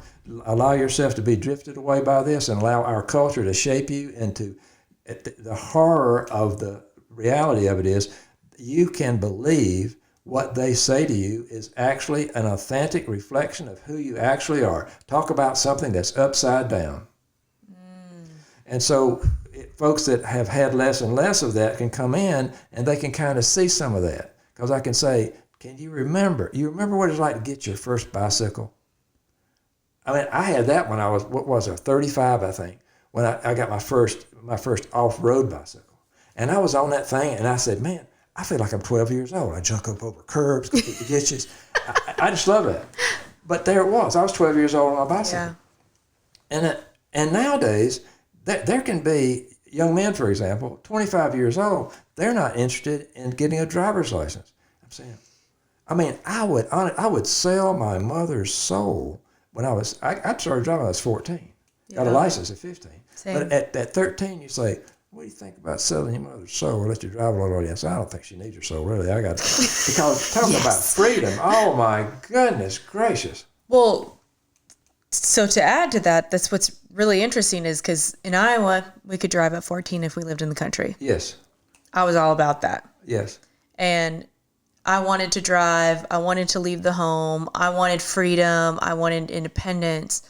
These kids they're built different in that way. Yes. Where they're not wanting to go to work. And I was like so excited to get a job, make my own money, right. Get out. Like, right. That's right. A lot of these kids aren't like that. It's really hard for them to get a job. Like you got to you got to. Yeah. Shove them out the doors. Yeah. What? Get them to go hang out with their friends. Yeah. Get them to go outside. Yeah. Get off their phone. Stop watching TV. Yeah. They don't know a world without social media and the internet. Right. Even, going and getting a license. Yeah. Like, there are so many kids who just don't drive. And I'm like, what the? My 16-year-old, where I'm like, I want you to go to a party. Yeah. No, they don't do that anymore. They don't do that anymore. Right. He has no desire to go hang out with his friends because he just can. He FaceTimes them. He texts them. Well, back again, I mean, what we have is something to make powder cocaine look like it's not addictive at all. Yeah. And see the increasing intensity and the dopamine rushes and the rest. Some of the folks that wire people up and see what's happening in the brain, you can just set your phone on the table in a restaurant, whatever, and you get a shot from that. So we're addicting our children to shots of dopamine. And we're elevating those higher and higher all the time. And so we say, well, because see, they don't have the things. They don't go, when I was, what was it? I must have been 12, maybe 13. My first real job with the Osteens at the drive-in movie place. I elevated myself from taking tickets. Now I'm actually popping popcorn on a popcorn machine. And then I elevate to the top of the line, which now I'm serving people food at the cafeteria, the whatever, concession stand, I guess it was. But see, those things meant something to me. As corny as they are, it's like, can I do this? I mean, I'm like 12. Then, of course, I lie about my age and get a job at the grocery store, and now I'm stocking shelves and all, and that gets elevated too. And so if I work hard and I'm quasi-honest and don't steal too much, then I can see. And then I have the gift. Mr. Collins, who was my last boss man there, he was a good man. The man before that, not so much. The man before that said, you have to go to school tomorrow. And I'm thinking, tomorrow's Wednesday. He knows he's got to go to school. He's trying to get me to cut classes, come in here and do this. I'm not going to do that. I'm just not going to do that. And then Mr. Collins would never ask that. He sees, what I see in him is he appreciates that I'm on the road to somewhere. I'm not going to be a bag boy the rest of my life. The man before that doesn't care. But see, I see that happening. Those things are important. I still remember them. I mean, that's not yesterday that happened. Whether I'm carrying, first, construction job, carrying buckets of concrete, all these kinds of stuff, it doesn't make any difference. It doesn't make any difference. Are you being seen for who you are? Are you being challenged to get a little deeper into your true self? Are you allowing some of your talents and gifts and whatever else? Are they coming out and somebody saying, damn, you're good at that. Thank you. Appreciate that. Because that wasn't what was there growing up. And now, of course, so you're thinking about this odd, strange thing of staying home as a mother and maybe do some interactions with children, whether they're 21 or 2. It's like, well, that was the norm, and now it's not the norm. So we moved to the place like I see in my, I guess it'd be my niece, my wife's niece. It's like the new norm is her husband is a perfectly competent person, college educated, working for a plumbing company. He could have his own business just with nothing. Her mind, 40 hours a week, 2 children. Who's going to take care of the kids? Daycare would be good. See, daycare is a new invention.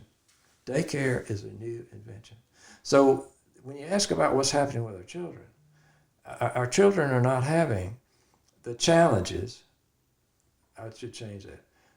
Our children are not having the deeply validating and rewarding challenges that used to be available to us. Going to a party, all sorts of, hormones kick in. That's happening a little early now too. It's not unusual for a young girl. I use that word intentionally. She's not a woman. She's a girl. And now she's having menstrual periods. Oh, she's yeah. having periods now. It's like and 9. she might be 9 years old. Yeah. 9 years old. And I think the norm used to be like 14. Yeah. Somewhere in there. Yeah. Because you look at her and say, yeah, she's 14. And she's kind of easing into that young woman phase. Now they're 9 or 10. And by the time they're 12, you might see some of those at the movie, and they look like they're hookers.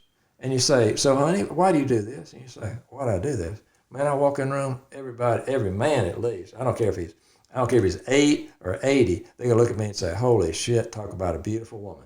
She has no clue about who she is. Yeah. And so you get all these things happening. So again, anthropology, here's the conditioning. My wife and I spent some time in British Columbia. Part of that, and most of that, has been in small towns, north part of the island, in Vancouver Island, for example. Come into small, and we remark about things. We have a conversation with a young person. They actually look at you in the eye and listen to what you're saying and actually have a reasonable response back to what you're saying. And it's like, wow, honey, there's something different here. And so I don't know what's happening there. But somehow or another, as soon as we can get a corrective experience, what's a corrective experience? It may be some type of, back in the old days again, it might be a wilderness experience. It might be learning to climb, rock climbing. It may be something, see, that's going to give, and I think that whether you're riding a motorcycle or you're doing high-risk behaviors, there's some charge to that. in a lot of ways. There's a charge that say, man, that the sign said 30, I was doing 60. I'm thinking, that's fine. And I'd actually get able to lay it down enough where I'm not propelled off the side of the mountain. Learn to ski, learn to do something that's challenging somehow. Mm-hmm. Don't get that. It's like, where does the self-confidence come from? Yeah. And then, of course, you go into the school system, and the school system's overwhelmed because the children there are just kind of wired up and they're looking for something. They're not going to get what I got, like in 9th grade, I guess, when Ms. Hahn, see, these are C's. I go back to my C's. Where's the C's? Where's the positive C's? She gives me back my paper, and she says, you're a good writer. Really? Wow. There's this woman, and she sees me, and she says, I'm a good writer. Wow, how about that? Never got that at home. Mm-hmm. And then I had I guess it would be a college level algebra class, which I had F, D.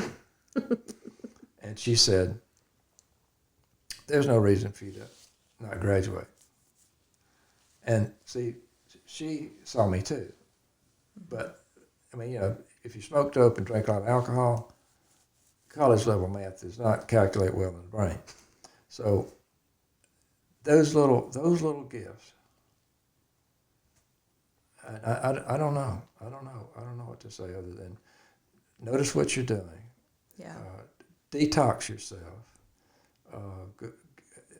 Nature seems like such a reasonable, easy access if you do it. Go out in the field someplace for a couple of hours, or in the woods in a couple of hours. Without your phone. Without your phone. I think your phone is a dangerous machine. So you're sitting there without your phone, and just sit down and notice the life around you. And that's one thing about like the rainforest out west. You just sit there and it's like, holy smokes. And Jordan and I, we've discovered the slugs that are out there. They're slugs, and they're different colors. And so we'd stop and sit. And at one time, I think we were at least there 20, 25 days. And then you start seeing this guy. He's about this big, then he's this big. And at some point, he lifts up, and you see there's a face under there. There's just a face under there. It's like a little person looking out. See, I've never gotten that close to snails before. Yeah. We actually, believe it or not, I hate to confess this, we had poison for snails in our garden. We don't do that anymore. We just go out and talk to them and say, hey, you just don't eat everything. We got it doesn't matter if you eat anything. We're not going to kill these guys. They have little faces. Yeah. I don't know how you do that. I don't know how somebody goes out and stays in the woods for 3 or 4 days. One of my personal rehab experiences back when I was still working in Tampa, at least once a year, maybe twice, I'd go up by myself 4 or 5 days in the woods. Up in Shining Rock Wilderness around Nashville. And it'd be, what am I doing? I said, what are you doing up there? Well, I start out talking to trees, and that's fine, talking to trees. But man, after 2 or 3 days, the trees start talking back. and that is important. It really is. I went there and did about 3 grams of mushrooms, and it's like, holy smoly, now this is a nice place to do 3 grams of mushrooms. I did 5 grams outside, and Tony came out, and I said, I need you to leave me alone because I'm talking to the trees right now. And I was talking to them, and they were talking to me back. Yeah. But back to the parenting thing, having a 5-year-old and also not having so much on my plate has been really wonderful because I am able to watch him do things with so much wonder. Things for him, like if we're outside and we're at the park, things are slower. Like our walks are slower. Getting things done is slower, but I'm learning to appreciate that because he wants to stop and he wants to like play with the grasshopper and look at the ladybug and look at the flower and talk about the butterfly. And I'm trying to, like, he is so authentically himself. Yep. And learn from him. Yep. And how he sees the world. Yep. And I think a lot of times we stray away from that because of our parenting and conditioning and all of that. So. But we're also, as adults, we're also, we have a dopamine addiction. Yeah. Oh, I've had to set limits on my phone. Mm-hmm. So, at 9:00 at night, I can't be on social media. From 10 to 2, I can't be on social media because it is so easy to just pick it up, look at it, boom, boom, boom. And then okay, there's 3 an hours. hour goes by. Yeah. And it's like, what was I even doing? Jason wants to get a dumb phone. Oh, good. I've thought about that too. A phone that calls, like, and I'm like, we're calling it a dumb phone. Like, remember when they first had them and we were like, this is awesome. That's a smartphone. Yeah, it's pretty smart. Right. Yeah. But I also agree. Like, I think a lot of what's happening is like the problem isn't with the kids necessarily. It's with the parents, and we have to heal in order to give them a space to heal, in order to see them. I don't know. Well, and how can we teach them to be connected to ourselves when we're disconnected? We're disconnected to them. We're connected to things like our phone. I also think this is so wild because I've never been a stay-at-home mom. Past 18 months has been my thing. And what Elle's Christmas list upstairs say? Homeschool. She wants to be homeschooled so bad. And I've thought about it, and I don't even know how to go about it. I have too, and I don't even know where to start, but it's crossed my mind because what you're saying with the schools and everything, like it's all like I want to be home, but I also like I want to have a commune and I want you to be there, and Dr. Shealy, you can come visit, and like who's gonna garden, and we have a community kitchen, so like that village is something that like our grandparents had that we thought was crazy, and now I want it back. Leah and I are in the process of making our own bread. Oh, great. Oh, I've made the bread. I haven't made sourdough bread, but I've made like honey wheat bread, and it's delicious. That's great. But my kids are like, do you have any more of that bread?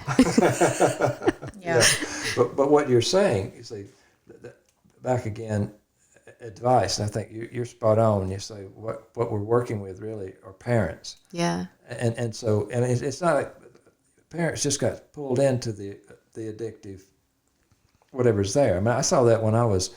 I don't forget what I was looking at. Somebody said you got to put yourself on this social media, whatever. So and I was there for like 90 minutes, and I was sitting in the backyard, and I'm saying, "Damn, it's 3:30. How do I get to be 3:30?" So just don't do it. Just same thing about I don't have any powder cocaine. I don't have any cannabis flower in my house. Don't have a sugar in my house, to speak of. We'd have a little chocolate that's stuck back there in the corner, but because everybody's got chocolate. A little treat. But the thing of being able to realize that if I'm awake, then my child can have a model of being awake. And I can also be awake and curious. So when they stop, it's like sort of like walking up, the person that really is tuned in with their dog, the dog says, who's going for the walk? My dog's going for the walk. And so here we go, and they stop, and they got to smell something or whatever, they come back, and they blah, blah, blah, blah. That's not the only way to treat a dog, but it's just kind of what we did. But you get to that place where there's a appreciation for that when they stop and you see the child, the 5-year-old, the 6-year-old, you see the whatever, and see, it's sort of like, and back to the relationships, like we're shaping ourselves up to treat our partner. I want to notice the things that are helpful to our marriage, which is, I guess it was Joseph Campbell that said, in a marriage, there aren't individuals anymore. It's not me and you. It's simply the marriage. So what helps the marriage are these experiences and these supports. And so whenever the partner does something that the other partner recognizes, says, "Wow, I need to support that." And it could be all sorts of little things. You can be over there, one partner's lost in whatever they're lost into, and the other partner says, "I think I'm going to go for a walk." Okay. You want to go with me? Instead of saying, "Go for a walk," let's do it. Or whatever else it is. I'm going to go meditate and go do some yoga. Let's do partners yoga. That's a beautiful thing. It really is, because it's all sorts of, with a good teacher and guide, you can do all kinds of things that are trusting and build confidence. Yeah, I've always wanted to try that. Same. I didn't think I was flexible enough. Well, it's a practice. That's why you do yoga. Exactly. Right, exactly. Yeah, but I wish there was more. I wish I had an understanding of how people can deal with the culture and the things. You can't save the world. Oh, I can. Oh, yeah, I've done that already. Okay. See, that I say is that's my Jesus complex, and that's what got us into Peace Corps. My wife said something like, I've always wanted to go to the Peace Corps. So I was actually in Brazil, and I'm filling out the application. I'm down there with John of God. He's got some bad reputation here lately. But so I sent her a text. I said, honey, you filling out your application? And she says, well, not yet. I said, we got to apply to Peace Corps. And so we applied to Peace Corps, and off we go. So then we were traveling. After we left the country, we didn't know if we were going to get, or for our 4-year sabbatical, we didn't know if we were going to get in or not. We get phone calls sitting in Peru. Our cell phones are so work. Ring, ring, hello. And we still want to go. Absolutely want to go. Would you go to Sub-Saharan Africa? Absolutely. Off we go.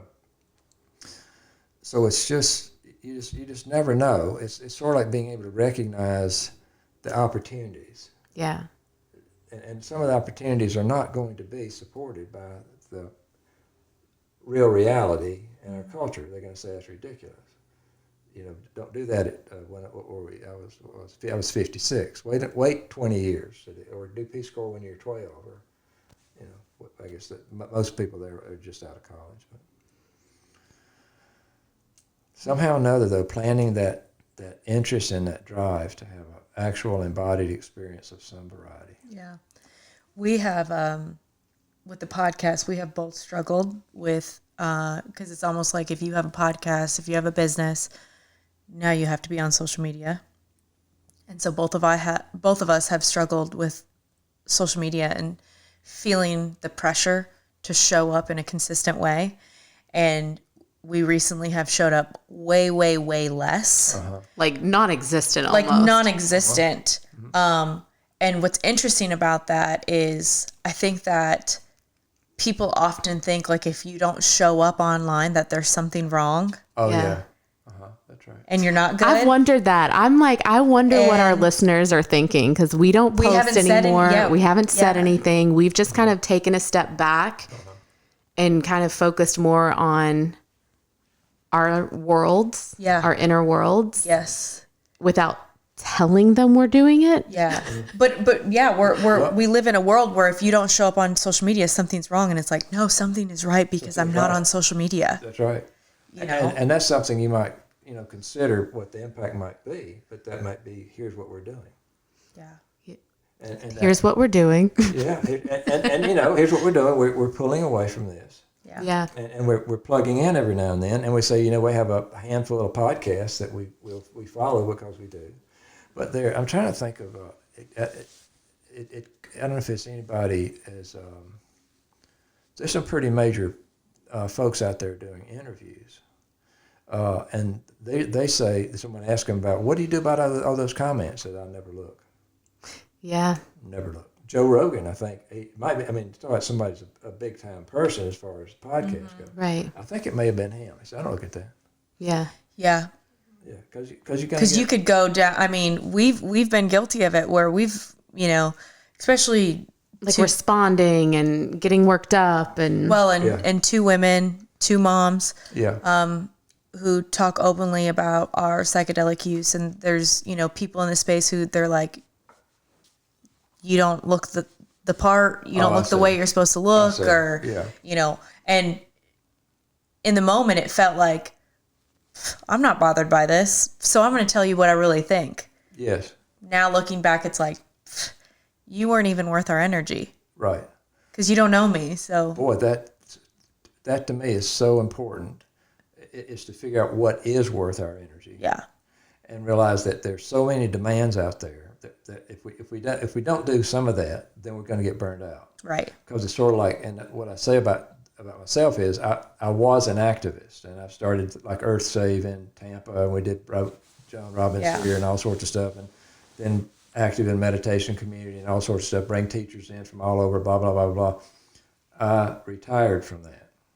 And now there's a deeper level than retirement. I'm in a place where I really have to block my engagement with so much stuff because it's just not my job. And the overstimulation of the stuff, climate change, politics. Oh, yeah. Questions you ask about what should we be doing with our children, blah, blah, blah. So, well, sorry. And then other things that I need in order to stay adequately balanced.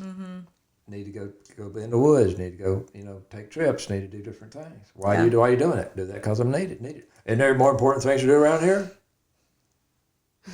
No, not for me. Yeah. And folks say, well, you should contribute. You should do whatever. Well, why don't you go to Southern Africa for 2.5 years and go with a Peace Corps and tell me that I need to go work in the ditch for a while? What are you doing? So I think I'd already done that. I'm going to check that box. And that was my Jesus complex. I'm going to go save the world. I found out, got this piece about there, and you say, well, I don't think so, John. This is pretty big. Going to help that person, to help that child? Nope. How about that one? Let's focus on that one. Too big. Can't do it all. Triage. Yeah. And it's sort of triage in our life now. It's sort of always that way. Yeah. Well, it's like you speak about something and it's like, well, why didn't you speak about this? Why didn't you talk about this? Why didn't you care about these people? And it's like, it's not enough. It never ends. And then if you have a little bit of a platform, I feel like you can get held to a really high standard and have a microscope on you of, well, you said this about this. Why didn't you talk about this? And it's just, I want to be home with my family right now. Okay. Yeah. I just want to be home. I just want to be home, and I want to make my bread, and I want to go for a hike, and that's what's really important to me right now. And that, to me, is saving the world. It is, absolutely. That is doing that. Where is that? There's a saying there somewhere that we... Mother Teresa? Somebody, but the notion is that we really save the world by saving ourselves. Oh. Yeah.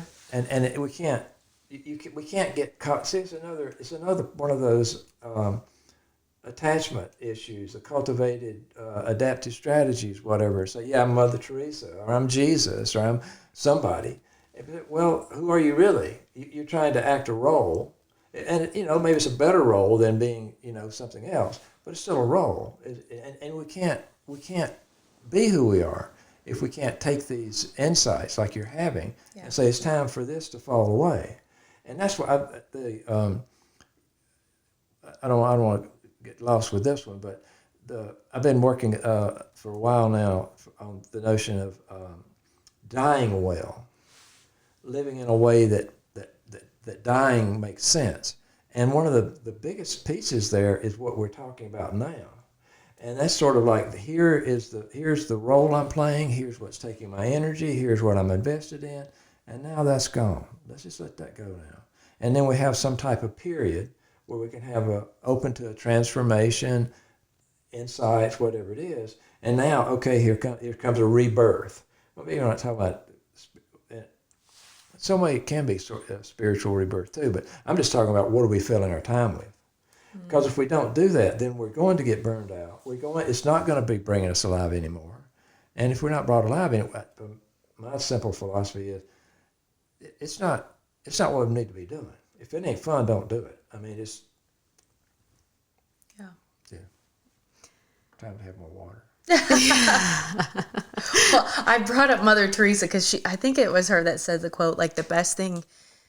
Oh, gosh, I'm going to butcher this. Like, the best thing you can do to, like, heal the world is to go home and, like, love your family or something like that. Yeah. Oh, okay, okay. Yeah. And I think we did an episode on this last year where it was like the I'm doing my part by working on me. Oh, yeah. Like, I don't need to be an activist. I don't need to, like, put out there whose side I'm on because I'm focused on myself. Yeah.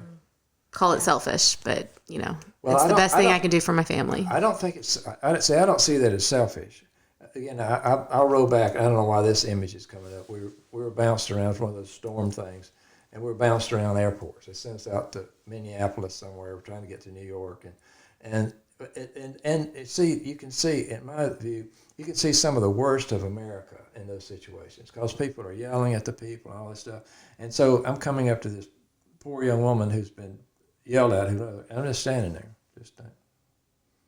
and so she's doing what she does, and she sort of startled, like, okay, so yeah, I'm just seeing if we can, get a flight out to, what can we do here? And she's sort of like, she has to readjust herself, see, because she has to, sort of like working with police officers, they have to put their armor on because what they're dealing with, they're not safe, and she's not safe. She can't be herself. And there are a lot of situations like that. I find is that they're like in that experience in the restaurant and airport. I connected with the woman that served us. She's just, I don't know what she was, 45 or something, but she was there, and then the people who were cooking. I said, look back there, and I said, I really love watching you guys cook.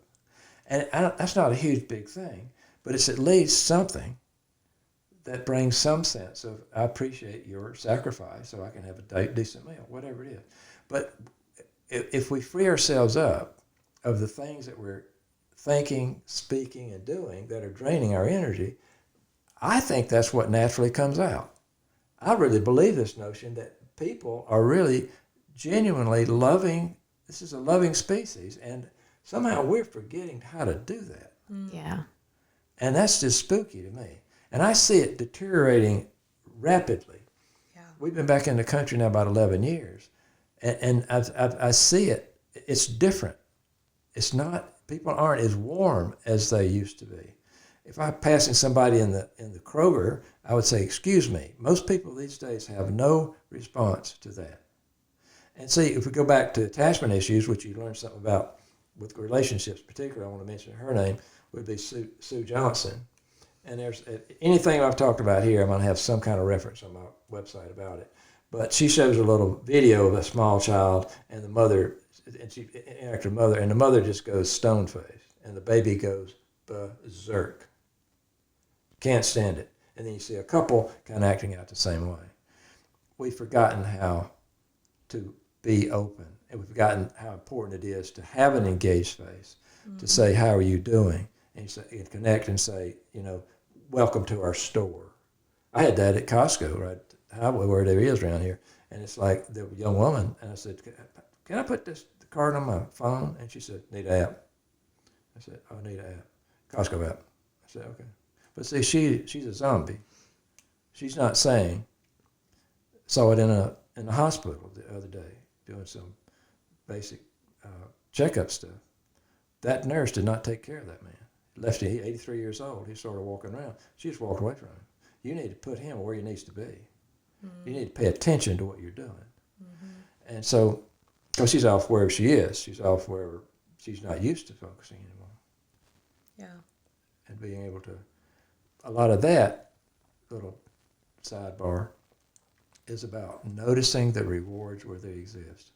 They are rich, wonderful rewards in being present and being open and allowing just the natural sense of concern and compassion to just, that's not work. That is not work. The work is getting the noise out of the way so the true loving signal can come out. I love that you said that. Tony and I, we went on a date on Friday, and it's been forever since we had gone on a date. Mm-hmm. And we had a wonderful conversation with just the waiter, and it ended up just very organic. Right. Me and this guy exchanged, not weird. Oh, no. Sounds weird. No, I get it. Don't worry about it. Yeah, we exchanged information because I've just started bringing up psychedelics and, whatever, and we had just this beautiful conversation. Yes. And a lot of the pressure I have felt has been to, show up in a certain way, be seen, be heard, because often growing up I didn't feel seen or heard. And that's a big one. So Tony was watching this interaction, and he was like, I just love watching you be yourself. And when you be yourself and just be you, even if it's at a restaurant or wherever, people love you. The right people love you. Wow, that's beautiful. And I was like, yeah, you're right. I always felt like I had to show up in a certain way on social media or whatever and get that attention, where I'm having a better time integrating my last psilocybin journey, because I'm like, oh, so that's what you mean about just being. Yeah. That's great. Yeah, that's Stop what you trying mean. That's to what, be. yeah, that's what you mean, ancestor, about just being. You don't have to try. You just be you, and just you'll make the connections that way, and you don't have to try so hard to be liked and be seen. And that's such a beautiful example, you see, of the wonder of a couple. Yeah. See, he didn't say, I don't really like to sit here in a restaurant and watch you watch this guy try to pick you up. It wasn't that, I swear. I swear. He was like, he could be my grandpa. I'm just saying, you've got this energy, but he's looking at you, and he is seeing you. He is recognizing your authentic self, and he tells you that. Yeah. So that's that support that I was talking about. Yeah. See, you're not 9 years old or 8 years old, and he's not either. Right. Two functioning adults saying, "This is the woman I love, I care about. She's the heart of my life." And here's an opportunity to say, "Wow, I just want you to know." Yeah. So wonderful to see you. Yeah. He always jokes that even though I didn't have a dad, I have a daddy now. So. There you go. Exactly. All there.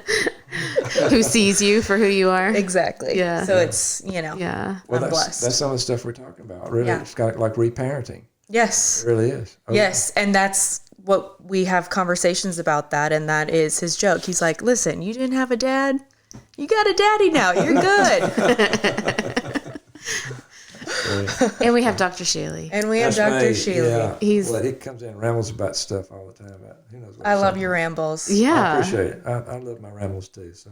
Yeah. It's a little bit different when you're not like digging in on me. I know. Yeah. Like, it just doesn't not- feel as intimidating. I'm not crying. Not crying. Yeah. Not a therapy session. I'm like, Exactly. my mom and my dad did this. Yeah, I'm feeling like a failure sitting here, to tell you the truth. There's no tears happening. And I No know. tears happening. You didn't Yeah. get to it. No, you got to us really well, just in a different way. We appreciate everything that you do. Oh, we send a lot of people your way. I don't know how many of them are brave enough to come, but Yeah. Anytime somebody reaches out to us about a journey or anything that they've had trouble integrating or setting an intention, like we send them your way, and we're like, you don't have to break up with your therapist. Like, just Yeah. go see Dr. Shealy. I appreciate that. He'll help you get on the right track. You helped us in so many ways, helped our that. relationships, and you're helping so many people. Well, I appreciate it. Well, it's all a part of my own growth and my own healing to be able to do that. If I couldn't do that, then what would I be doing? What would you be doing? But then that's it. That's like maybe in the transition phase. Yeah. Find something that brings you alive, because there's more growing and more healing. I don't know if it ever stops. So Till you die. I don't even know about that part. I mean, there's some real interesting stuff out there or in here too, about opening up to spirit and what is that. But I mean, I don't mind. I just don't know what it is. But there seems to be some presence that if we have experiences like we have with sufficient dose of different medicines, then it's like it tunes in our ear, like someone who knows music, and they'll say his guitar string's too loose or whatever, and I'm saying, damn, I thought that was a violin. So it's like, but people that know, and so if we know and we start looking for that, so there's the spirit of my authentic partner, there's the spirit of that 5-year-old, there's the spirit of that 12-year-old, and this, because see, that's what's not being supported and fed. But back to the question. What's the advice? Find somebody that recognizes you. But Does that person have to also recognize themselves or be able to recognize themselves? Pretty difficult task, isn't it? Yeah, it is. And they also have to be tuned in to what's important, not about the distractions. I mean, it just makes me a little bit batty to see a young couple, and they're at the table, and it's like, see that? I'm saying, you people should be, you're just missing such a wonderful time in your life. Hormones going crazy, being recognized, physical touch, sexual intimacy, all this stuff is right there opening up, and you're saying, did you see this one? Take your phone and smash it with a hammer. Do something, because, anyway. Throw it away. Yeah, I'm about ready to. I think it would be really good to just go on like a phone break through the holidays. The holidays really get to us, especially us. And to we're a lot going of into an people. election right now. Yeah. And it's, if you hear vote about this that. way, you're better. Try not to. So I say turn them off. That's a great idea. Put them away as much as you can. I know that like I have, I've got schools calling me right now. So that type of stuff, like I can't completely get rid of it, but just try to turn off a little bit more and be intentional about it. Intention to me is like It's huge. huge. With everything. Psychedelics or not. Like, listen, I know a soda's not good for me, but like I'm going to have this soda and I'm going to enjoy it on the weekend because I like the way it tastes. I know it's not good for me, but I'm going to be intentional with it. Yep. Yeah, I like that. How can we'll put your? Is it okay to put your website? Oh, sure. I love like the resources that you have. Like I've got 3 or 4 books that have different articles. Yeah, you've got it's going on full of resources. It's been there for a long time. So you always add to it. Oh yeah. Okay. Oh sure, especially different things and just the form it takes too. See, like my website up until before Psychedelics was all about mindfulness. Now you have to really look. Say it's a mindfulness somewhere. And then also the resources are there too, different. As I find that as I present different things like attachment theory, somatic experiencing, other different things, there's little sections of that and different ways of. So even if people aren't lucky enough to get to meet you in person, there's a lot. You have so many resources. And then I'm still offer like a 20-minute conversation with somebody if they want to, if we connect and we have a phone call or whatever.